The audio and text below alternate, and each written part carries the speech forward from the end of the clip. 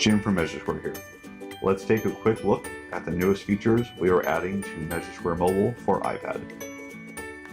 We know you guys love showing off those patterns for customers. You can now have MeasureSquare resize your tiles and use Quick Assign to easily drop in a pattern without having to create your tiles first.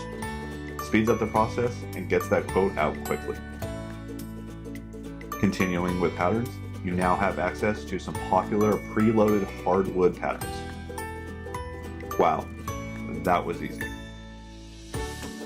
Also, for our friends who are doing those larger projects with a large amount of broadloom, you can now toggle off auto estimate and wait till the end to turn it back on to get those numbers that are going to win you that bid.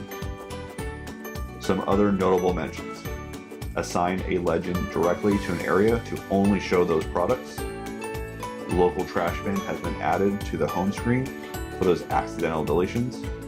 Square off wedge cuts have been added to your estimation settings to spread out those odd shaped cuts on your rolls. And advanced tile estimation settings are now available in your estimating settings.